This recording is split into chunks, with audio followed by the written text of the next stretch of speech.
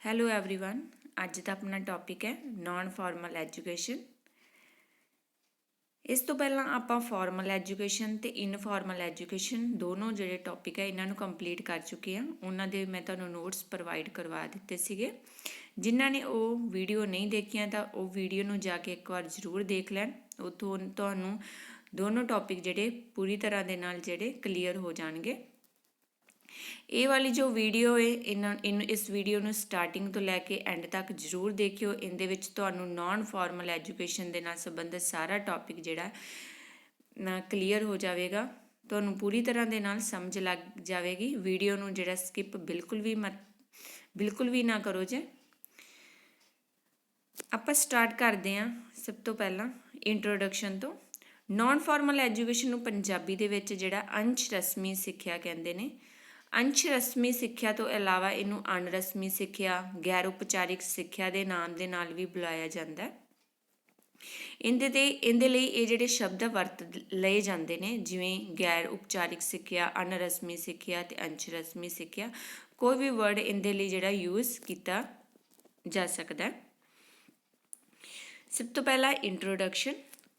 ਸਿੱਖਿਆ ਸਕੂਲ ਦੀ ਚਾਰ ਦੀਵਾਰੀ ਦੇ ਅੰਦਰ ਹੋਣ ਵਾਲੀ ਪੜ੍ਹਾਈ ਤੋਂ ਵੀ ਜ਼ਿਆਦਾ ਹੋਰ ਬਹੁਤ ਕੁਝ ਹੈ। ਸਿੱਖਿਆ ਸਕੂਲ ਜਾਣ ਨਾਲੋਂ ਕਿਤੇ ਅਧਿਕ ਵਿਆਪਕ ਹੈ ਅਤੇ ਆਪਣੇ ਵਿੱਚ ਬਹੁਤ ਕੁਝ ਸ਼ਾਮਲ ਕਰਦੀ ਹੈ। ਐਜੂਕੇਸ਼ਨ ਸ਼ਬਦ ਦੀ ਉਤਪਤੀ ਲਾਤੀਨੀ ਭਾਸ਼ਾ ਦੇ ਸ਼ਬਦ ਐਡੂਕੋ ਤੋਂ ਹੋਈ ਹੈ। ਇਹ ਦੋ ਸ਼ਬਦ ਈ ਅਤੇ ਡੁੱਕੋ ਤੋਂ ਬਣਿਆ ਹੈ। ਈ ਦਾ ਅਰਥ ਹੈ ਅੰਦਰ ਤੋਂ ਅਤੇ ਡੁੱਕੋ ਦਾ ਅਰਥ ਹੈ ਅੰਦਰ ਤੋਂ ਵਿਕਾਸ। ਸਿੱਖਿਆ ਦੇ ਮੁੱਖ ਤੌਰ 'ਤੇ 3 ਪ੍ਰਕਾਰ ਹਨ: ਰਸਮੀ ਸਿੱਖਿਆ, ਗੈਰ ਰਸਮੀ ਸਿੱਖਿਆ, ਅੰਸ਼ ਰਸਮੀ ਸਿੱਖਿਆ। ਇਹ ਜੋ ਇੰਟਰੋਡਕਸ਼ਨ ਹੈ ਇਹ ਸੇਮ ਹੀ ਹੈ ਫਾਰਮਲ ਐਜੂਕੇਸ਼ਨ ਦੀ, ਇਨਫਾਰਮਲ ਐਜੂਕੇਸ਼ਨ ਦੀ ਅਤੇ ਨਾਨ ਫਾਰਮਲ ਐਜੂਕੇਸ਼ਨ ਦੀ। ਕੋਈ ਵੀ ਕੁਐਸਚਨ ਤੁਹਾਨੂੰ ਐਗਜ਼ਾਮ ਦੇ ਵਿੱਚ ਆ ਜਾਂਦਾ ਹੈ ਫਾਰਮਲ ਐਜੂਕੇਸ਼ਨ ਨਾਲ ਸੰਬੰਧਿਤ, ਇਨਫਾਰਮਲ ਐਜੂਕੇਸ਼ਨ ਦੇ ਨਾਲ ਸੰਬੰਧਿਤ ਜਾਂ ਨਾਨ ਫਾਰਮਲ ਐਜੂਕੇਸ਼ਨ ਦੇ ਨਾਲ ਸੰਬੰਧਿਤ, ਤਾਂ ਤੁਸੀਂ ਇਹ ਵਾਲੀ ਇੰਟਰੋਡਕਸ਼ਨ ਹੀ ਲਿਖ ਦੇਣੀ ਹੈ ਕਿ ਜਿਹੜੀ ਸਿੱਖਿਆ ਹੈ ਉਹ ਸਿਰਫ ਸਕੂਲ ਦੀ ਚਾਰ ਦੀਵਾਰੀ ਦੇ ਵਿੱਚ ਹੀ ਜੋ ਬੱਚੇ ਨੂੰ ਸਿਖਾਇਆ ਜਾਂਦਾ, ਸਿਰਫ ਉਹ ਹੀ ਸਿੱਖਿਆ ਨਹੀਂ ਹੈ, ਇਹ ਬਹੁਤ ਜ਼ਿਆਦਾ ਵਿਆਪਕ ਹੈ। ਅਤੇ 2 ਸ਼ਬਦਾਂ ਤੋਂ ਇਹ ਬਣੀ ਹੈ, ਈ ਅਤੇ ਡੁੱਕੋ, ਜਿਸ ਦਾ ਅਰਥ ਹੈਗਾ ਅੰਦਰ ਤੋਂ ਵਿਕਾਸ। ਨੈਕਸਟ ਆਪਾਂ ਸਟਾਰਟ ਕਰਦੇ ਹਾਂ meaning of non formal education. ਅੰਸ਼ ਰਸਮੀ ਸਿੱਖਿਆ ਜੀਵਨ ਭਰ ਚੱਲਣ ਵਾਲੀ ਪ੍ਰਕਿਰਿਆ ਹੈ। ਇਹ ਸਿੱਖਿਆ ਵਿਭਿੰਨ ਉਮਰ ਵਰਗ ਦੇ ਲੋਕਾਂ ਨੂੰ ਉਹਨਾਂ ਦੀਆਂ ਜ਼ਰੂਰਤਾਂ, ਰੁਚੀਆਂ ਅਤੇ ਅਭਿਵਿਰਤੀਆਂ ਦੇ ਅਨੁਸਾਰ ਲਾਭ ਪਹੁੰਚਾਉਂਦੀ ਹੈ। ਨਾਨ ਫਾਰਮਲ ਸਿੱਖਿਆ ਲਈ ਆਮ ਤੌਰ 'ਤੇ ਅਣਰਸਮੀ ਸਿੱਖਿਆ ਸ਼ਬਦ ਦੀ ਵਰਤੋਂ ਕੀਤੀ ਜਾਂਦੀ ਹੈ, ਪਰ ਅੰਸ਼ ਰਸਮੀ ਸਿੱਖਿਆ ਸ਼ਬਦ ਅਣਰਸਮੀ ਸਿੱਖਿਆ ਸ਼ਬਦ ਨਾਲੋਂ ਜ਼ਿਆਦਾ ਚੰਗਾ ਹੈ, ਕਿਉਂਕਿ ਅੰਸ਼ ਰਸਮੀ ਸਿੱਖਿਆ ਰਸਮੀ ਅਤੇ ਗੈਰ ਰਸਮੀ ਸਿੱਖਿਆ ਦਾ ਮੱਧਵਰਤੀ ਮਾਰਗ ਹੈ। ਇਸ ਸਿੱਖਿਆ ਦਾ ਜ਼ਿਆਦਾਤਰ ਪ੍ਰਯੋਗ ਸਕੂਲ ਦੇ ਬਾਹਰ ਦੀ ਜਨਸੰਖਿਆ ਲਈ ਕੀਤਾ ਜਾਂਦਾ ਹੈ। ਇਹ ਸਿੱਖਿਆ ਜੀਵਨ ਕੇਂਦਰਿਤ ਅਤੇ ਵਾਤਾਵਰਣ 'ਤੇ ਆਧਾਰਿਤ ਹੁੰਦੀ ਹੈ ਅਤੇ ਵਿਅਕਤੀ ਨੂੰ ਆਉਣ ਵਾਲੇ ਪਰਿਵਰਤਨਾਂ ਲਈ ਤਿਆਰ ਕਰਦੀ ਹੈ। ਇਹ ਜੋ ਸਿੱਖਿਆ ਹੈ ਇਹ ਜੀਵਨ ਭਰ ਚੱਲਦੀ ਰਹਿੰਦੀ ਹੈ। ਵਿਅਕਤੀ ਦੀਆਂ ਜੋ ਜ਼ਰੂਰਤਾਂ ਨੇ, ਜੋ ਰੁਚੀਆਂ ਨੇ, ਉਹਨਾਂ ਦੇ ਅਨੁਸਾਰ ਇਹ ਜਿਹੜੀ ਸਿੱਖਿਆ ਇੱਕ ਜਿਹੜਾ ਸਿੱਖਿਆਰਥੀ ਹੈ ਉਹ ਪ੍ਰਾਪਤ ਕਰਦਾ ਹੈ। ਇਹਦੇ ਲਈ ਜਿਹੜਾ ਸ਼ਬਦ ਮੈਂ ਤੁਹਾਨੂੰ ਪਹਿਲਾਂ ਹੀ ਦੱਸ ਚੁੱਕੀ ਹਾਂ ਕਿ ਅਣਰਸਮੀ ਸਿੱਖਿਆ ਸ਼ਬਦ, ਅੰਸ਼ ਰਸਮੀ ਸਿੱਖਿਆ, ਗੈਰ ਉਪਚਾਰਿਕ ਸਿੱਖਿਆ ਸ਼ਬਦ ਵਰਤਿਆ ਜਾਂਦਾ ਹੈ। ਪਰ ਜੇਕਰ ਮੇਨ ਸ਼ਬਦ ਦੀ ਗੱਲ ਕਰੀਏ ਤਾਂ ਅਣਰਸਮੀ ਸਿੱਖਿਆ ਜਿਹੜਾ ਸ਼ਬਦ ਹੈ ਇਹਦੇ ਲਈ ਜਿਹੜਾ ਬੈਸਟ ਮੰਨਿਆ ਜਾਂਦਾ ਹੈ। ਜਿਹੜਾ ਨਾਨ ਫਾਰਮਲ ਜੋ ਐਜੂਕੇਸ਼ਨ ਹੈ, ਅਣਰਸਮੀ ਸਿੱਖਿਆ ਹੈ, ਇਹ ਰਸਮੀ ਸਿੱਖਿਆ ਅਤੇ ਗੈਰ ਰਸਮੀ ਸਿੱਖਿਆ ਦੋਨਾਂ ਦਾ ਹੀ ਜਿਹੜਾ ਮਿਲਿਆ ਜੁਲਿਆ ਰੂਪ ਹੈ। ਦੋਨਾਂ ਦੇ ਜਿਹੜੇ ਗੁਣ ਹੀ ਇਹਦੇ ਵਿੱਚ ਹੈਗੇ ਨੇ ਇਸ ਸਿੱਖਿਆ ਦੇ ਵਿੱਚ, ਅਣਰਸਮੀ ਸਿੱਖਿਆ ਦੇ ਵਿੱਚ। ਇਹ ਜਿਹੜੀ ਸਿੱਖਿਆ ਵਿਅਕਤੀ ਨੂੰ ਜਿਹੜੇ ਵੀ ਉਹਦੇ ਪਰਿਵਰਤਨ ਆਉਂਦੇ ਆ ਉਹਦੀ ਜ਼ਿੰਦਗੀ ਦੇ ਵਿੱਚ ਉਹਦੇ ਲਈ ਤਿਆਰ ਕਰਦਾ ਹੈ। ਨੈਕਸਟ ਹੈ, ਅੰਤ ਵਿੱਚ ਅਸੀਂ ਕਹਿ ਸਕਦੇ ਹਾਂ ਕਿ ਅੰਸ਼ ਰਸਮੀ ਸਿੱਖਿਆ ਦਾ ਅਰਥ ਹੈ ਨਿਯਮਿਤ ਸਵੀਕ੍ਰਿਤ ਸਕੂਲ ਪ੍ਰਣਾਲੀ ਤੋਂ ਬਾਹਰ ਪ੍ਰਾਪਤ ਹੋਣ ਵਾਲੇ ਸਮੁੱਚੇ ਸਿੱਖਣ ਅਨੁਭਵ।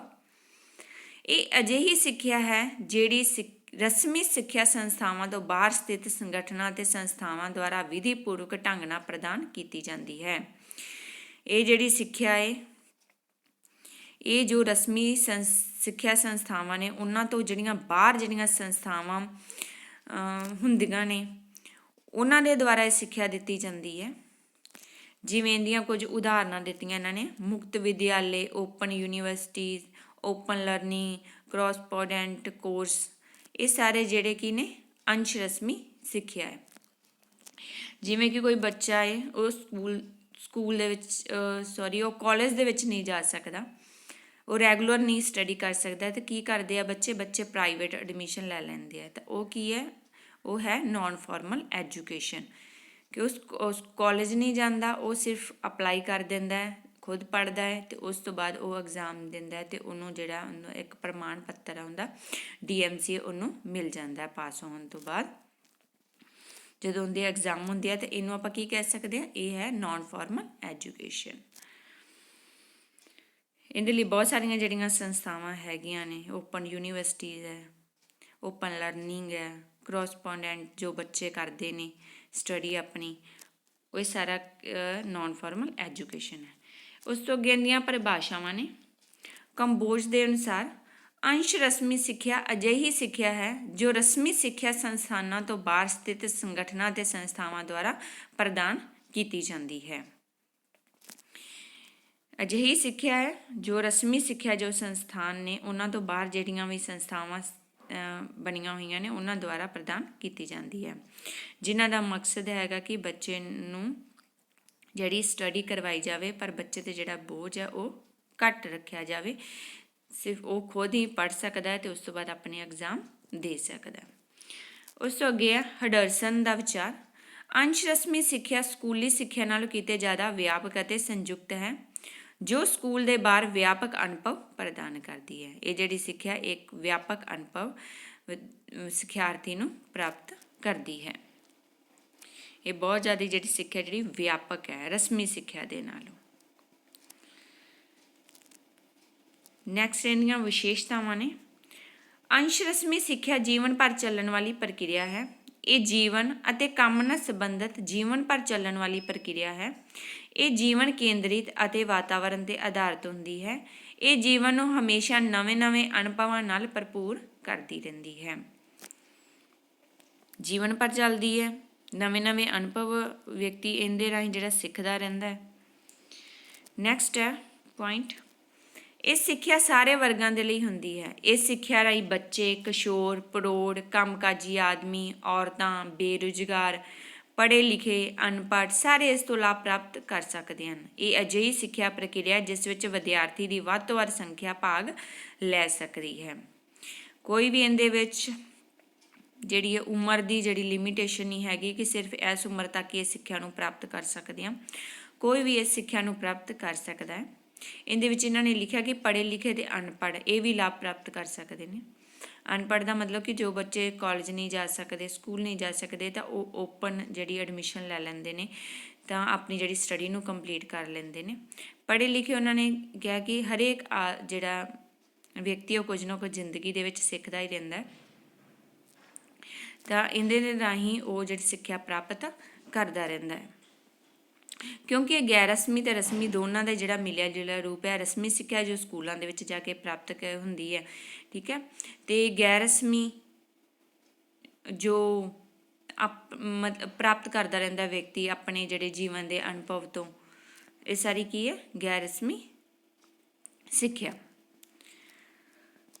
ਇਸ ਕਰਕੇ ਇਹ ਸਾਰੇ ਵਰਗਾਂ ਦੇ ਲਈ ਸਿੱਖਿਆ ਹੈ ਅੰਸ਼ ਰਸਮੀ। ਨੈਕਸਟ ਹੈ ਅੰਸ਼ ਰਸਮੀ ਸਿੱਖਿਆ ਵਿੱਚ ਲਚੀਲੇਪਨ 'ਤੇ ਜ਼ੋਰ ਦਿੱਤਾ ਜਾਂਦਾ ਹੈ। ਇਹ ਅਜਿਹੀ ਸਿੱਖਿਆ ਪ੍ਰਣਾਲੀ ਹੈ ਜਿਸ ਵਿੱਚ ਲਚੀਲੇਪਨ 'ਤੇ ਜ਼ੋਰ ਦਿੱਤਾ ਜਾਂਦਾ ਹੈ। ਸਿੱਖਿਆ ਦੇ ਵਿਭਿੰਨ ਤੱਤਾਂ ਪ੍ਰਵੇਸ਼, ਪਾਠਕ੍ਰਮ, ਅਨੁਦੇਸ਼ਨ ਦਾ ਸਥਾਨ, ਅਨੁਦੇਸ਼ਨ ਦਾ ਮਾਧਿਅਮ, ਅਨੁਦੇਸ਼ਨ ਦਾ ਸਮਾਂ ਅਤੇ ਅਵਧੀ ਵਿੱਚ ਲਚਕੀਲੇਪਨ ਤੋਂ ਕੰਮ ਲਿਆ ਜਾਂਦਾ ਹੈ, ਜਿਸ ਵਿੱਚ ਜਦੋਂ ਜੋ ਚਾਹੇ ਦਾਖਲ ਹੋ ਸਕਦਾ ਹੈ, ਛੱਡ ਸਕਦਾ ਹੈ, ਦੁਬਾਰਾ ਦਾਖਲ ਹੋ ਸਕਦਾ ਹੈ। ਦਾਖਲਾ ਪ੍ਰਾਪਤ ਕਰਨ ਅਤੇ ਛੱਡਣ ਦੀ ਪ੍ਰਕਿਰਿਆ ਜੀਵਨ ਭਰ ਚੱਲ ਸਕਦੀ ਹੈ। ਵਾਸਤਵ ਵਿੱਚ ਇਹ ਪ੍ਰਣਾਲੀ ਸਿੱਖਿਆ ਨੂੰ ਉਹਨਾਂ ਲੋਕਾਂ ਦੇ ਘਰ ਤੱਕ ਲੈ ਕੇ ਜਾਂਦੀ ਹੈ ਜੋ ਕਈ ਕਾਰਨਾਂ ਕਰਕੇ ਰਸਮੀ ਸਿੱਖਿਆ ਵਿੱਚ ਸਿੱਖਿਆ ਪ੍ਰਾਪਤ ਨਹੀਂ ਕਰ ਪਾਉਂਦੇ। ਇਹ ਲਚੀਲੇਪਨ 'ਤੇ ਜ਼ੋਰ ਦਿੱਤਾ ਜਾਂਦਾ ਹੈ। ਸਿੱਖਿਆ ਦੇ ਵਿੱਚ ਲਚੀਲਾਪਨ ਕੀ ਹੁੰਦਾ ਕਿ ਕੋਈ ਵੀ ਕਠੋਰ ਜ਼ਿਆਦਾ ਨਿਯਮ ਨਹੀਂ ਹੁੰਦੇ। ਜਿਵੇਂ ਕਿ ਰਸਮੀ ਸਿੱਖਿਆ ਦੇ ਵਿੱਚ ਤਾਂ ਇੱਕ ਜਿਹੜਾ ਵਿਦਿਆਰਥੀ ਉਹ ਐਡਮਿਸ਼ਨ ਲੈ ਲੈਂਦਾ ਤਾਂ ਕਾਲਜ ਦੇ ਵਿੱਚ ਜਾ ਕੇ ਉਹਨੂੰ ਰੈਗੂਲਰ ਕਲਾਸਾਂ ਲਗਾਉਣੀਆਂ ਪੈਂਦੀਆਂ, ਰੋਜ਼ ਜਾਣਾ ਪੈਂਦਾ, ਉਹਦੀ ਅਟੈਂਡੈਂਸ ਦਾ ਧਿਆਨ ਰੱਖਿਆ ਜਾਂਦਾ ਹੈ, ਉਹਦੀ ਅਸੈਸਮੈਂਟ ਲੱਗਦੀ ਹੈ, ਉਹਦੀ ਜੋ ਵੀ ਉਹ ਰੋਜ਼ ਆਉਂਦਾ ਹੈ ਜਾਂ ਟੈਸਟ ਦਿੰਦਾ ਹੈ ਜਾਂ ਐਗਜ਼ਾਮ ਦਿੰਦਾ, ਉਹਦੇ ਬੇਸ 'ਤੇ ਉਹਦੀ ਅਸੈਸਮੈਂਟ ਲੱਗਦੀ ਹੈ। ਪਰ ਅੰਸ਼ ਰਸਮੀ ਸਿੱਖਿਆ ਦੇ ਵਿੱਚ ਅਜਿਹਾ ਨਹੀਂ ਹੁੰਦਾ। ਉਹਦੇ ਵਿੱਚ ਕੋਈ ਵੀ ਜਿਹੜੇ ਕਠੋਰ ਜਿਹੜੇ ਨਿਯਮ ਨਹੀਂ ਹੁੰਦੇ। ਸਿਰਫ ਵਿਦਿਆਰਥੀ ਨੇ ਐਡਮਿਸ਼ਨ ਲੈ ਲੈਣੀ ਹੈ ਅਤੇ ਉਸ ਤੋਂ ਬਾਅਦ ਉਹਨੇ ਆਪਣੀ ਸਟੱਡੀ ਕਰਨੀ ਹੈ ਅਤੇ ਐਗਜ਼ਾਮ ਦੇ ਦੇਣੇ ਆ। ਇਹਦੇ ਵਿੱਚ ਕੋਈ ਵੀ ਜਦੋਂ ਮਰਜ਼ੀ ਉਹ ਦਾਖਲਾ ਲੈ ਸਕਦਾ, ਜਦੋਂ ਮਰਜ਼ੀ ਉਹ ਦਾਖਲਾ ਛੱਡ ਵੀ ਸਕਦਾ, ਦੁਬਾਰਾ ਵੀ ਦਾਖਲਾ ਲੈ ਸਕਦਾ। ਅਤੇ ਇਹ ਜਿਹੜੀ ਜੀਵਨ ਭਰ ਪ੍ਰਕਿਰਿਆ ਚੱਲਦੀ ਰਹਿੰਦੀ ਹੈ। ਇਹ ਪ੍ਰਣਾਲੀ ਦਾ ਮਕਸਦ ਕੀ ਹੈ ਕਿ ਲੋਕਾਂ ਦੇ ਘਰਾਂ ਤੱਕ ਸਿੱਖਿਆ ਨੂੰ ਲੈ ਕੇ ਜਾਣਾ, ਜੋ ਕਿ ਗਰੀਬ ਲੋਕ ਨੇ ਜਾਂ ਸਿੱਖਿਆ ਪ੍ਰਾਪਤ ਬੱਚੇ ਨਹੀਂ ਕਰ ਸਕਦੇ। ਉਹਨਾਂ ਦੀਆਂ ਕੁਝ ਜ਼ਿੰਮੇਵਾਰੀਆਂ ਨੇ ਉਹਨਾਂ 'ਤੇ, ਉਹਨਾਂ ਨੇ ਆਪਣੇ ਘਰ ਦਾ ਜਿਹੜਾ ਕੰਮਕਾਰ ਵੀ ਦੇਖਣੇ ਆ, ਤਾਂ ਉਹਨਾਂ ਦੇ ਲਈ ਜਿਹੜੀ ਹੈ ਨੋਨ ਫਾਰਮਲ ਐਜੂਕੇਸ਼ਨ ਜਿਹੜੀ ਸਹਾਈ ਹੈ। ਉਹ ਨੋਨ ਫਾਰਮਲ ਐਜੂਕੇਸ਼ਨ ਦੇ ਰਾਹੀਂ ਸਿੱਖਿਆ ਪ੍ਰਾਪਤ ਕਰ ਸਕਦੇ ਨੇ। ਇਹ ਸਿੱਖਿਆਰਥੀ ਕੇਂਦਰਿਤ ਹੁੰਦੀ ਹੈ। ਅੰਸ਼ ਰਸਮੀ ਸਿੱਖਿਆ ਵਿਦਿਆਰਥੀ ਨੂੰ ਕਿਰਿਆਤਮਕ ਗਿਆਨ ਅਤੇ ਵਿਵਸਾਇਕ ਕੌਸ਼ਲ ਪ੍ਰਦਾਨ ਕਰਦੀ ਹੈ, ਇਸ ਲਈ ਸਿੱਖਿਆਰਥੀ ਕੇਂਦਰਿਤ ਹੈ। ਅੰਸ਼ ਰਸਮੀ ਸਿੱਖਿਆ ਸਿੱਖਿਆਰਥੀ ਦੀਆਂ ਲੋੜਾਂ ਅਤੇ ਸੁਵਿਧਾਵਾਂ 'ਤੇ ਜ਼ਿਆਦਾ ਧਿਆਨ ਦਿੰਦੀ ਹੈ। ਇਸ ਵਿੱਚ ਸਿੱਖਿਆਰਥੀ ਆਪਣੀ ਗਤੀ ਅਤੇ ਸੁਵਿਧਾ ਅਨੁਸਾਰ ਸਿੱਖਿਆ ਪ੍ਰਾਪਤ ਕਰ ਸਕਦੇ ਹਨ। ਇਸ ਵਿੱਚ ਸਿੱਖਿਆਰਥੀ ਦੀ ਹਿੱਸੇਦਾਰੀ ਜ਼ਿਆਦਾ ਹੁੰਦੀ ਹੈ। ਇਹ ਉਹਨਾਂ ਨੂੰ ਕਿਰਿਆਤਮਕ ਜੀਵਨ ਅਤੇ ਪ੍ਰਭਾਵਸ਼ਾਲੀ ਕੰਮ ਲਈ ਤਿਆਰ ਕਰਦੀ ਹੈ। ਇਹਦੇ ਵਿੱਚ ਇੱਕ ਜਿਹੜਾ ਵਿਦਿਆਰਥੀ ਹੈ ਉਹ ਅੰਸ਼ ਰਸਮੀ ਸਿੱਖਿਆ ਪ੍ਰਾਪਤ ਕਰਕੇ, ਨੋਨ ਫਾਰਮਲ ਐਜੂਕੇਸ਼ਨ ਪ੍ਰਾਪਤ ਕਰਕੇ ਉਹਨੂੰ ਜਿਹੜਾ ਵਿਵਸਾਇਕ ਜਿਹੜਾ ਕੌਸ਼ਲ ਵੀ ਜਿਹੜਾ ਪ੍ਰਦਾਨ ਵੀ ਕਰਦੀ ਹੈ, ਉਹਨੂੰ ਜਿਹੜਾ ਕੰਮਕਾਰ ਵੀ ਪ੍ਰਦਾਨ ਕਰਵਾਉਂਦੀ ਹੈ। ਜੇਕਰ ਇੱਕ ਉਹ ਜਿਹੜਾ ਵਿਦਿਆਰਥੀ ਹੈ, ਇੱਕ ਵਿਅਕਤੀ ਹੈ, ਉਹ ਸਟੱਡੀ ਕਰਦਾ ਹੈ ਤਾਂ ਉਸ ਤੋਂ ਬਾਅਦ ਉਹਦੇ ਕੋਲ ਪ੍ਰਮਾਣ ਪੱਤਰ ਆ ਜਾਂਦਾ, ਤਾਂ ਉਹ ਕਿਤੇ ਨਾ ਕਿਤੇ ਜਾ ਕੇ ਉਹ ਆਪਣੀ ਜਿਹੜਾ ਜੋਬ ਦੇ ਲਈ ਵੀ ਜਿਹੜਾ ਟਰਾਈ ਕਰ ਸਕਦਾ ਹੈ। ਠੀਕ ਹੈ, ਉਹਨੂੰ ਜਿਹੜੀਆਂ ਇਹ ਜਿਹੜੀ ਸਿੱਖਿਆ ਉਹਦੀਆਂ ਜਿਹੜੀਆਂ ਲੋੜਾਂ ਅਤੇ ਸੁਵਿਧਾਵਾਂ ਦਾ ਵੀ ਧਿਆਨ ਰੱਖਦੀ ਹੈ ਕਿ ਜੇਕਰ ਵਿਦਿਆਰਥੀ ਕੋਈ ਐਡਮਿਸ਼ਨ ਲੈਂਦਾ ਤਾਂ ਉਹਨੂੰ ਪਤਾ ਹੁੰਦਾ ਹੈ ਕਿ ਜੇਕਰ ਮੈਂ ਇਹ ਐਜੂਕੇਸ਼ਨ ਪ੍ਰਾਪਤ ਕਰਾਂਗਾ ਤਾਂ ਇਹਦਾ ਮੈਨੂੰ ਕੀ ਬੈਨੀਫਿਟ ਹੋਵੇਗਾ। ਇਹਦੇ ਵਿੱਚ ਜਿਹੜੇ ਹੈ ਸਿੱਖਿਆਰਥੀਆਂ ਦੀ ਜਿਹੜੀ ਹਿੱਸੇਦਾਰੀ ਹੈ ਉਹ ਜ਼ਿਆਦਾ ਹੁੰਦੀ ਹੈ, ਅਤੇ ਇਹ ਸਿੱਖਿਆ ਦੇ ਰਾਹੀਂ ਜਿਹੜਾ ਵਿਅਕਤੀ ਨੂੰ ਜਿਹੜਾ ਉਹਦੇ ਜਿਹੜੇ ਕੰਮ ਦੇ ਲਈ ਤਿਆਰ ਕਰਦੀ ਹੈ। ਨੈਕਸਟ ਹੈ, ਇਸ ਵਿੱਚ ਬਹੁਵਿਧ ਏਜੰਸੀਆਂ ਸ਼ਾਮਲ ਹਨ। ਅੰਸ਼ ਰਸਮੀ ਸਿੱਖਿਆ ਕਈ ਸਾਧਨਾਂ ਦੁਆਰਾ ਪ੍ਰਦਾਨ ਕੀਤੀ ਜਾ ਸਕਦੀ ਹੈ, ਜਿਵੇਂ ਪਾਰਟ ਟਾਈਮ ਸਕੂਲ, ਮੁਕਤ school, part time shift school, ਮੁਕਤ ਵਿਸ਼ਵ-ਵਿਦਿਆਲਿਆ, ਧਾਰਮਿਕ ਸੰਸਥਾਵਾਂ, ਕਲੱਬ, ਸਿਨੇਮਾ, ਪ੍ਰੈਸ, ਕਾਰਜਸ਼ਾਲਾਵਾਂ, ਭੌਤਿਕ ਅਤੇ ਸਮਾਜਿਕ ਵਾਤਾਵਰਨ, ਵੱਡੇ ਵੱਡੇ ਉਦਯੋਗਿਕ ਸੰਸਥਾਨ, ਕਾਰਖਾਨੇ, ਦਫ਼ਤਰ, ਸਮਾਜਿਕ ਕਲਿਆਣ ਸੰਗਠਨ ਆਦਿ। ਬਹੁਤ ਵਿਧ ਜਿਹੜੀਆਂ ਏਜੰਸੀਆਂ ਦੇ ਵਿੱਚ ਸ਼ਾਮਲ ਆ ਅੰਸ਼ ਰਸਮੀ ਸਿੱਖਿਆ ਦੇ ਵਿੱਚ, ਜਿਵੇਂ ਪਾਰਟ ਟਾਈਮ ਸਕੂਲ ਹੋ ਗਏ, ਮੁਕਤ ਸਕੂਲ ਹੋ ਗਏ, ਹੈ ਨਾ, ਸ਼ਿਫਟ ਸਕੂਲ ਹੋ ਗਏ, ਮੁਕਤ ਵਿਸ਼ਵ ਵਿਦਿਆਲੇ, ਧਾਰਮਿਕ ਸੰਸਥਾਵਾਂ, ਕਲੱਬ, ਸਿਨੇਮਾ, ਪ੍ਰੈਸ। ਇਹਨਾਂ ਨੇ ਧਾਰਮਿਕ ਸੰਸਥਾਵਾਂ, ਕਲੱਬ, ਸਿਨੇਮਾ, ਪ੍ਰੈਸ ਇਹ ਕਿਉਂ ਲਿਖੀ ਹੈ? ਕਿਉਂਕਿ ਇਹ ਜਿਹੜੀ ਸਿੱਖਿਆ ਅੰਸ਼ ਰਸਮੀ, ਇਹ ਰਸਮੀ ਅਤੇ ਗੈਰ ਰਸਮੀ ਦੋਨਾਂ ਦਾ ਹੀ ਮਿਲਿਆ ਜੁਲਿਆ ਰੂਪ ਹੈ। ਤਾਂ ਜੇਕਰ ਇੱਕ ਵਿਦਿਆਰਥੀ ਐਡਮਿਸ਼ਨ ਲੈ ਲੈਂਦਾ, ਦਾਖਲਾ ਲੈ ਲੈਂਦਾ, ਤਾਂ ਉਸ ਤੋਂ ਬਾਅਦ ਉਹਨੇ ਜਿਹੜੀ ਸਟੱਡੀ ਉਹ ਤਾਂ ਖੁਦ ਹੀ ਕਰਨੀ ਹੁੰਦੀ ਹੈ ਨਾ। ਤਾਂ ਹੋ ਸਕਦਾ ਉਹ ਜਿਹੜੀ ਕਿਤੇ ਧਾਰਮਿਕ ਸੰਸਥਾ ਉੱਥੇ ਗਿਆ ਹੋਵੇ ਜਾਂ ਕਲੱਬ ਦੇ ਵਿੱਚ ਗਿਆ ਹੋਵੇ ਜਾਂ ਸਿਨੇਮਾ ਗਿਆ ਹੋਵੇ, ਕਿ ਉੱਥੇ ਉਹਨੂੰ ਉਹਦੇ ਜਿਹੜੇ ਸਿਲੇਬਸ ਦੇ ਨਾਲ ਸੰਬੰਧਿਤ ਉਹਨੂੰ ਜਿਹੜਾ ਗਿਆਨ ਪ੍ਰਾਪਤ ਹੋ ਜਾਵੇ, ਜਾਂ ਉਹ ਆਲੇ ਦੁਆਲੇ ਤੋਂ ਗਿਆਨ ਪ੍ਰਾਪਤ ਕਰ ਲਵੇ, ਜਾਂ ਆਪਣੇ ਪਰਿਵਾਰ ਤੋਂ ਗਿਆਨ ਪ੍ਰਾਪਤ ਕਰ ਲਏ, ਜਾਂ ਆਪਦੇ ਦੋਸਤਾਂ ਮਿੱਤਰਾਂ ਤੋਂ ਗਿਆਨ ਪ੍ਰਾਪਤ ਕਰ ਲਵੇ। ਤਾਂ ਇਹ ਸਾਰੇ ਹੀ ਜਿਹੜੇ ਆ ਅੰਸ਼ ਰਸਮੀ ਸਿੱਖਿਆ ਜਿਹੜੀ ਪ੍ਰਦਾਨ ਕਰਦੇ ਨੇ। ਵੱਡੇ ਵੱਡੇ ਜਿਵੇਂ ਉਦਯੋਗਿਕ ਸੰਸਥਾਨ ਹੈ, ਜੇਕਰ ਕੋਈ ਵਿਅਕਤੀ ਕਿਸੇ ਉਦਯੋਗਿਕ ਸੰਸਥਾਨ ਦੇ ਵਿੱਚ ਉੱਥੇ ਕੰਮ ਕਰਦਾ ਤਾਂ ਉੱਥੇ ਵੀ ਉਹ ਕੁਝ ਨਾ ਕੁਝ ਸਿੱਖਦਾ ਹੀ ਰਹਿੰਦਾ ਹੈ। ਦਫ਼ਤਰ ਦੇ ਵਿੱਚ ਵੀ ਕੁਝ ਸਿੱਖਦਾ ਹੈ, ਕਾਰਖਾਨੇ ਦੇ ਵਿੱਚ ਵੀ ਕੁਝ ਸਿੱਖਦਾ ਰਹਿੰਦਾ ਹੈ। ਤਾਂ ਇਹ ਸਾਰੇ ਜਿਹੜੇ ਅੰਸ਼ ਰਸਮੀ ਸਿੱਖਿਆ ਪ੍ਰਦਾਨ ਕਰਦੇ ਰਹਿੰਦੇ ਆ, ਕਿਉਂਕਿ ਅੰਸ਼ ਰਸਮੀ ਸਿੱਖਿਆ ਦੇ ਵਿੱਚ ਇੱਕ ਜਿਹੜਾ ਵਿਦਿਆਰਥੀ ਜਿਹਨੇ ਐਡਮਿਸ਼ਨ ਲਈ ਉਹ ਸਕੂਲ ਨਹੀਂ ਜਾਂਦਾ, ਤਾਂ ਉਹ ਬਾਹਰ ਤੋਂ ਬਹੁਤ ਕੁਝ ਜਿਹੜਾ ਸਿੱਖ ਲੈਂਦਾ ਹੈ। ਹਾਂ, ਉਹਨੂੰ ਜਿਹੜੇ ਸਕੂਲ ਨੇ ਉਹ ਉਹਨੂੰ ਗਾਈਡ ਕਰਦੇ ਰਹਿੰਦੇ, ਕਾਲਜ ਹੈ, ਟੀਚਰ ਹੈ ਜੋ ਉਹਨੂੰ ਗਾਈਡ ਕਰਦੇ ਰਹਿੰਦੇ ਆ ਟਾਈਮ ਟੂ ਟਾਈਮ, ਕਿ ਇਸ ਤਰ੍ਹਾਂ ਹੁਣ ਅਸਾਈਨਮੈਂਟ ਜਮ੍ਹਾਂ ਕਰਵਾਉਣੀਆਂ ਨੇ, ਹੁਣ ਤੁਹਾਡੇ ਐਗਜ਼ਾਮ ਹੋਣਗੇ, ਗਾਈਡੈਂਸ ਦਿੰਦੇ ਰਹਿੰਦੇ ਨੇ। ਬਟ ਜੋ ਕੁਝ ਵੀ ਉਹ ਸਿੱਖਦਾ ਰਹਿੰਦਾ ਹੈ ਉਹ ਟੀਚਰ ਤੋਂ ਵੀ ਸਿੱਖਦਾ ਅਤੇ ਆਪਣੇ ਆਲੇ ਦੁਆਲੇ ਤੋਂ ਵੀ, ਧਾਰਮਿਕ ਸੰਸਥਾਵਾਂ, ਕਲੱਬ, ਸਿਨੇਮਾ, ਪ੍ਰੈਸ, ਇਹਨਾਂ ਸਭ ਤੋਂ ਵੀ ਉਹ ਸਿੱਖਦਾ ਰਹਿੰਦਾ ਹੈ, ਕਿਉਂਕਿ ਨੌਲੇਜ ਤਾਂ ਆਪਾਂ ਕਿਤੋਂ ਵੀ ਗੇਨ ਕਰ ਸਕਦੇ ਹਾਂ। ਇਹ ਸਿੱਖਿਆ ਦਾ ਸਮਾਂ ਨਿਰਧਾਰਿਤ ਹੁੰਦਾ ਹੈ। ਇਹ ਰਸਮੀ ਸਿੱਖਿਆ ਦੀ ਤਰ੍ਹਾਂ ਪੂਰਨ ਨਿਯੋਜਿਤ ਹੁੰਦੀ ਹੈ। ਇਹ ਸਮਾਂ ਸਾਰਣੀ 'ਤੇ ਆਧਾਰਿਤ ਹੁੰਦੀ ਹੈ। ਜੇਕਰ ਕੋਈ ਵਿਦਿਆਰਥੀ ਸਿੱਖਿਆ ਪ੍ਰਾਪਤ ਕਰ ਰਿਹਾ ਹੈ ਤਾਂ ਉਸ ਨੂੰ ਪਤਾ ਹੁੰਦਾ ਹੈ ਕਿ ਇਹ ਸਿੱਖਿਆ ਉਸਨੇ ਕਿੰਨਾ ਟਾਈਮ ਪ੍ਰਾਪਤ ਕਰਨੀ। ਜੇਕਰ ਉਸ ਨੇ ਐਡਮਿਸ਼ਨ ਲਈ ਹੈ ਤਾਂ ਉਹਨੂੰ ਪਤਾ ਹੁੰਦਾ ਕਿ ਕਿੰਨੇ ਟਾਈਮ ਦੇ ਲਈ ਉਹਦਾ ਜਿਹੜਾ ਕੋਰਸ ਹੈ ਉਹਦੀ ਅਵਧੀ ਹੈ ਨਾ, ਕਿੰਨਾ ਟਾਈਮ ਉਹਨੂੰ 2 ਸਾਲ ਲੱਗਣਗੇ, ਉਹਨੂੰ 3 ਸਾਲ ਲੱਗਣਗੇ, ਤਾਂ ਇਹਦੇ ਵਿੱਚ ਜਿਹੜਾ ਸਮਾਂ ਹੈ ਉਹ ਨਿਰਧਾਰਿਤ ਹੁੰਦਾ ਹੈ ਪਹਿਲਾਂ ਤੋਂ ਹੀ। ਸਮਾਂ ਪੂਰਾ ਹੋਣ ਤੋਂ ਬਾਅਦ ਉਹਨੇ ਐਗਜ਼ਾਮ ਦੇਣੇ ਹੁੰਦੇ ਆ ਅਤੇ ਐਗਜ਼ਾਮ ਤੋਂ ਬਾਅਦ ਉਹਦੀ ਜਿਹੜੀ ਸਟੱਡੀ ਹੈ, ਉਹਦਾ ਜਿਹੜਾ ਕੋਰਸ ਹੈ ਉਹ ਕੰਪਲੀਟ ਹੋ ਜਾਂਦਾ ਹੈ। ਇਹ ਸਿੱਖਿਆ ਅਧਿਆਪਕ ਦੁਆਰਾ ਦਿੱਤੀ ਜਾਂਦੀ ਹੈ। ਇਹ ਸਿੱਖਿਆ ਅਨੁਭਵੀ ਅਤੇ ਸਿੱਖਿਅਤ ਅਧਿਆਪਕਾਂ ਦੁਆਰਾ ਦਿੱਤੀ ਜਾਂਦੀ ਹੈ, ਪਰੰਤੂ ਇਹ ਸਧਾਰਨ ਤੌਰ 'ਤੇ ਪੱਤਰ ਵਿਵਹਾਰ ਦੁਆਰਾ ਪ੍ਰਦਾਨ ਕੀਤੀ ਜਾਂਦੀ ਹੈ। ਅੰਸ਼ ਰਸਮੀ ਸਿੱਖਿਆ ਦਾ ਵਾਤਾਵਰਨ ਸੁਭਾਵਿਕ ਅਤੇ ਬਨਾਵਟੀ ਹੁੰਦਾ ਹੈ। ਅਧਿਆਪਕ ਦੁਆਰਾ ਦਿੱਤੀ ਜਾਂਦੀ ਹੈ। ਇਹਦੇ ਵਿੱਚ ਜਿਹੜਾ ਹੈ ਇੱਕ ਸਿੱਖਿਆਰਥੀ ਹੈ, ਵਿਦਿਆਰਥੀ ਹੈ, ਉਹ ਅਧਿਆਪਕ ਦੇ ਕੋਲ ਫੇਸ ਟੂ ਫੇਸ ਜਾ ਕੇ ਜਿਹੜੀ ਸਟੱਡੀ ਪ੍ਰਾਪਤ ਨਹੀਂ ਕਰਦਾ, ਪੱਤਰ ਵਿਵਹਾਰ ਦੇ ਦੁਆਰਾ ਹੀ ਉਹਨੂੰ ਜਿਹੜੀ ਸਟੱਡੀ ਜਿਹੜੀ ਹੈ ਕਰਵਾਈ ਜਾਂਦੀ ਹੈ। ਕਦੇ ਕਦੇ ਜਿਹੜਾ ਅਧਿਆਪਕ ਹੈ, ਜਦੋਂ ਵੀ ਵਿਦਿਆਰਥੀ ਨੂੰ ਲੋੜ ਪੈਂਦੀ ਹੈ ਤਾਂ ਅਧਿਆਪਕ ਉਹਨੂੰ ਜਿਹੜਾ ਗਾਈਡ ਕਰਦਾ ਰਹਿੰਦਾ ਹੈ। ਤਾਂ ਇਹ ਜਿਹੜੀ ਸਿੱਖਿਆ ਪੱਤਰ ਵਿਵਹਾਰ ਦੁਆਰਾ ਪ੍ਰਦਾਨ ਕੀਤੀ ਜਾਂਦੀ ਹੈ। ਇਹਦੇ ਵਿੱਚ ਜਿਹੜਾ ਵਾਤਾਵਰਨ ਹੈ ਸੁਭਾਵਿਕ ਹੁੰਦਾ ਅਤੇ ਬਣਾਵਟੀ ਹੁੰਦਾ ਹੈ, ਦੋਨੋਂ ਹੀ ਹੁੰਦੇ ਨੇ, ਬਣਾਵਟੀ ਵੀ ਹੋਵੇਗਾ ਅਤੇ ਸੁਭਾਵਿਕ ਵੀ ਹੋਵੇਗਾ। ਨੈਕਸਟ ਹੈ, ਇਸ ਅੰਸ਼ ਰਸਮੀ ਸਿੱਖਿਆ ਵਿੱਚ ਪ੍ਰੀਖਿਆਵਾਂ ਲਈਆਂ ਜਾਂਦੀਆਂ ਹਨ। ਇਸ ਵਿੱਚ ਵਿਧੀਵਤ ਪਾਠਕ੍ਰਮ, ਕਦੀ ਕਦੀ ਨਿਸ਼ਚਿਤ ਅਤੇ ਕਦੇ ਕਦੀ ਅਨੁਕੂਲੀ ਪਾਠਕ੍ਰਮ ਹੁੰਦਾ ਹੈ। ਪਾਠਕ੍ਰਮ ਵਿੱਚ ਸਧਾਰਨ ਤੌਰ 'ਤੇ ਵਿਧੀਵਤਾ ਅਤੇ ਪਰਿਵਰਤਨਸ਼ੀਲਤਾ ਹੁੰਦੀ ਹੈ। ਇਸ ਪਾਠਕ੍ਰਮ ਦੇ ਅਨੁਸਾਰ ਹੀ ਸਮਾਂ ਪੂਰਾ ਹੋਣ 'ਤੇ ਪ੍ਰੀਖਿਆਵਾਂ ਵੀ ਆਯੋਜਿਤ ਕੀਤੀਆਂ ਜਾਂਦੀਆਂ ਹਨ। ਮੁਲਾਂਕਣ ਦੇ ਆਧਾਰ 'ਤੇ ਪ੍ਰਮਾਣ ਪੱਤਰ, ਡਿਗਰੀਆਂ ਪ੍ਰਦਾਨ ਕੀਤੀਆਂ ਜਾਂਦੀਆਂ ਹਨ।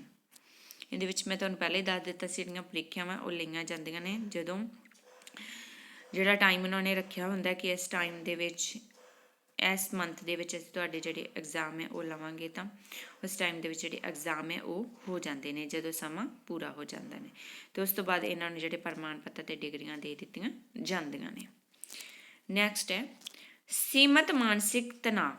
ਇਸ ਅੰਸ਼ ਰਸਮੀ ਸਿੱਖਿਆ ਵਿੱਚ ਜ਼ਿਆਦਾ ਮਾਨਸਿਕ ਤਣਾਅ ਨਹੀਂ ਹੁੰਦਾ ਹੈ। ਮਾਨਸਿਕ ਤਣਾਅ ਸੀਮਤ ਹੁੰਦਾ ਹੈ। ਵਿਦਿਆਰਥੀ ਇਸ ਸਿੱਖਿਆ ਨਾਲ ਆਪਣੇ ਹੋਰ ਕੰਮਕਾਰ ਵੀ ਕਰ ਸਕਦਾ ਹੈ। ਜੋ ਵਿਦਿਆਰਥੀ ਰੈਗੂਲਰ ਕਾਲਜ, ਸਕੂਲ ਜਾਂਦੇ ਹਨ, ਜਿਵੇਂ ਰਸਮੀ ਸਿੱਖਿਆ ਵਿੱਚ, ਉਹਨਾਂ ਵਿਦਿਆਰਥੀਆਂ ਉੱਪਰ ਜ਼ਿਆਦਾ ਬੋਝ ਹੁੰਦਾ ਹੈ। ਅੰਸ਼ ਰਸਮੀ ਸਿੱਖਿਆ ਵਿੱਚ ਮਾਨਸਿਕ ਤਣਾਅ ਸੀਮਤ ਹੁੰਦਾ ਹੈ। ਇਹਦੇ ਵਿੱਚ ਜਿਹੜਾ ਸੀਮਤ ਹੁੰਦਾ ਮਾਨਸਿਕ ਤਣਾਅ, ਕੋਈ ਜ਼ਿਆਦਾ ਮਾਨਸਿਕ ਤਣਾਅ ਨਹੀਂ ਹੁੰਦਾ। ਬੱਚੇ ਨੇ ਐਡਮਿਸ਼ਨ ਲਾ ਲਈ, ਉਸ ਤੋਂ ਬਾਅਦ ਉਹਨੇ ਜਿਹੜੇ ਐਗਜ਼ਾਮ ਦੇਣੇ ਹੁੰਦੇ ਆ।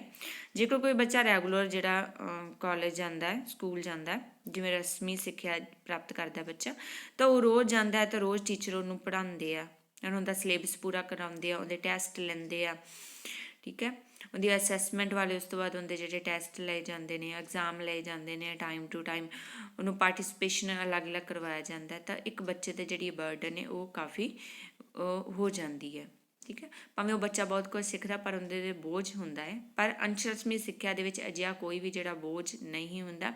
ਬੱਚਾ ਐਡਮਿਸ਼ਨ ਲੈਂਦਾ ਅਤੇ ਉਸ ਤੋਂ ਬਾਅਦ ਉਹ ਪੜ੍ਹਦਾ ਹੈ, ਜਾਂ ਕੋਈ ਵੀ ਐਡਮਿਸ਼ਨ ਲੈਂਦਾ, ਕੋਈ ਵੀ ਵਿਅਕਤੀ ਐਡਮਿਸ਼ਨ ਲੈਂਦਾ, ਵਿਦਿਆਰਥੀ ਲੈਂਦਾ, ਤਾਂ ਉਹਦੇ 'ਤੇ ਜਿਹੜਾ ਸੀਮਤ ਮਾਨਸਿਕ ਤਣਾਅ ਹੁੰਦਾ ਇਸ ਸਿੱਖਿਆ ਦੇ ਵਿੱਚ। ਨੈਕਸਟ ਹੈ ਜੀ, ਸਪਸ਼ਟ ਉਦੇਸ਼। ਇਸ ਅੰਸ਼ ਰਸਮੀ ਸਿੱਖਿਆ ਵਿੱਚ ਵਿਅਕਤੀ ਦੇ ਸਾਹਮਣੇ ਸਪਸ਼ਟ ਉਦੇਸ਼ ਹੁੰਦੇ ਹਨ, ਕਿਉਂਕਿ ਸਮਾਂ ਸਾਰਣੀ, ਸਿਲੇਬਸ, ਪ੍ਰੀਖਿਆ ਆਦਿ ਬਾਰੇ ਸਿੱਖਿਆਰਥੀ ਨੂੰ ਪਹਿਲਾਂ ਤੋਂ ਹੀ ਪਤਾ ਹੁੰਦਾ ਹੈ। ਸਪਸ਼ਟ ਉਦੇਸ਼ ਹੁੰਦੇ ਨੇ ਸਿੱਖਿਆ ਦੇ, ਕਿਉਂਕਿ ਸਾਰਾ ਕੁਝ ਪਹਿਲਾਂ ਹੀ ਉਹਨੂੰ ਪਤਾ ਹੁੰਦਾ, ਕਿੰਨੇ ਟਾਈਮ ਦੇ ਲਈ ਹੁੰਦਾ ਇਹ ਉਹਨੇ ਜਿਹੜੀ ਸਟੱਡੀ ਕਰਨੀ ਹੈ, ਕਿੰਨੇ ਟਾਈਮ ਦੇ ਵਿੱਚ ਉਹਨੇ ਸਿਲੇਬਸ ਉਹਨੇ ਆਪਣਾ ਕਵਰ ਕਰਨਾ ਅਤੇ ਆਪਣੀਆਂ ਪ੍ਰੀਖਿਆਵਾਂ ਦੇਣੀਆਂ। ਇਹ ਸਾਰਾ ਕੁਝ ਉਹਨੂੰ ਪਹਿਲਾਂ ਤੋਂ ਹੀ ਪਤਾ ਹੁੰਦਾ ਕਿ ਕਦੋਂ ਉਹਦੇ ਜਿਹੜੇ ਐਗਜ਼ਾਮ ਹੋਣੇ ਨੇ। ਉਸ ਤੋਂ ਅੱਗੇ ਆ ਅੰਸ਼ ਰਸਮੀ ਸਿੱਖਿਆ ਦੇ ਉਦੇਸ਼। ਉਦੇਸ਼ ਕੀ ਨੇ? ਨੰਬਰ 1, ਸਿੱਖਿਆ ਨੂੰ ਹਰੇਕ ਵਿਅਕਤੀ ਦੇ ਬੂਹੇ ਤੱਕ ਪਹੁੰਚਾਉਣਾ, ਕਿਉਂਕਿ ਇਹਦੇ ਨਾਲ ਹਰ ਇੱਕ ਜਿਹੜਾ ਵਿਅਕਤੀ ਉਹ ਸਿੱਖਿਆ ਪ੍ਰਾਪਤ ਕਰ ਸਕਦਾ। ਹਰ ਇੱਕ ਮਾਂ ਬਾਪ ਆਪਣੇ ਬੱਚੇ ਨੂੰ ਸਿੱਖਿਆ ਪ੍ਰਾਪਤ ਕਰਵਾ ਸਕਦੇ ਨੇ। ਸੈਕਿੰਡ ਹੈ, ਸੰਸਥਾਵਾਂ ਛੱਡ ਚੁੱਕੇ ਵਿਦਿਆਰਥੀਆਂ ਨੂੰ ਦੁਬਾਰਾ ਪ੍ਰਵੇਸ਼ ਲਈ ਪ੍ਰੇਰਨਾ ਦੇਣਾ। ਜੋ ਜਿਹੜੇ ਵਿਅਕਤੀ ਨੇ ਜਾਂ ਬੱਚੇ ਨੇ ਜੋ ਨਹੀਂ ਆਪਣੀ ਸਟੱਡੀ ਨੂੰ ਜਿਹੜਾ ਅੱਗੋਂ ਕਰ ਸਕਦੇ, ਉਹਨਾਂ ਕੋਲ ਪੈਸੇ ਦੀ ਵੀ ਕਮੀ ਹੈ, ਉਹਨਾਂ ਕੋਲ ਸਮੇਂ ਦੀ ਵੀ ਕਮੀ ਹੈ, ਤਾਂ ਉਹ ਜਿਹੜੇ ਬੱਚੇ ਆ ਜਾਂ ਵਿਅਕਤੀ ਉਹ ਆਪਣੀ ਸਟੱਡੀ ਨੂੰ ਦੁਬਾਰਾ ਜਿਹੜਾ ਸਟਾਰਟ ਕਰ ਸਕਦੇ, ਜਾਂ ਜਿਹੜੇ ਡਰੋਪ ਆਊਟ ਹੋ ਚੁੱਕੇ ਨੇ ਬੱਚੇ, ਸਕੂਲ ਕਾਲਜ ਛੱਡ ਚੁੱਕੇ ਨੇ ਬੱਚੇ, ਤਾਂ ਉਹ ਵੀ ਬੱਚੇ ਜਿਹੜੀ ਸਟੱਡੀ ਹਾਸਲ ਕਰ ਸਕਦੇ ਨੇ। ਥਰਡ ਹੈ ਨਾਗਰਿਕ ਨੂੰ ਚੰਗਾ ਜੀਵਨ ਬਤੀਤ ਕਰਨ ਦਾ ਢੰਗ ਸਿਖਾਉਣਾ, ਜਿਸ ਨਾਲ ਉਹਨਾਂ ਦਾ ਪਰਿਵਾਰਕ ਜੀਵਨ ਖੁਸ਼ੀਆਂ ਭਰਿਆ ਹੋ ਸਕੇ। ਜੇਕਰ ਕੋਈ ਨਾਗਰਿਕ ਹੈ ਉਹ ਸਿੱਖਿਆ ਪ੍ਰਾਪਤ ਕਰੇਗਾ ਤਾਂ ਉਹਦਾ ਜਿਹੜਾ ਜੀਵਨ ਜਿਉਣ ਦਾ ਢੰਗ ਉਹ ਤਾਂ ਆਪਣੇ ਆਪ ਹੀ ਜਿਹੜਾ ਵਧੀਆ ਹੋ ਜਾਵੇਗਾ, ਕਿਉਂਕਿ ਉਹਨੂੰ ਇੱਕ ਨੌਲੇਜ ਆ ਜਾਵੇਗੀ, ਉਹਨੂੰ ਰਹਿਣ ਸਹਿਣ ਦੀ ਨੌਲੇਜ ਆ ਜਾਵੇਗੀ, ਉਹਦੇ ਲਈ ਬਹੁਤ ਸਾਰੇ ਜਿਹੜੇ ਮੌਕੇ ਉਹਨੂੰ ਇਹ ਸਿੱਖਿਆ ਦੇਵੇਗੀ। ਠੀਕ ਹੈ, ਕੋਈ ਜੋਬ ਕਰ ਸਕੇਗਾ। ਠੀਕ ਹੈ, ਤਾਂ ਉਹਦੇ ਨਾਲ ਉਹਦਾ ਜਿਹੜਾ ਪਰਿਵਾਰਕ ਜੀਵਨ ਹੈ ਉਹ ਖੁਸ਼ੀਆਂ ਭਰਿਆ ਹੋ ਜਾਵੇਗਾ। ਨੈਕਸਟ ਹੈ ਕੰਮ ਅਤੇ ਵਿਵਸਾਏ ਸੰਬੰਧੀ ਮਾਹਿਰ ਪੈਦਾ ਕਰਨੇ।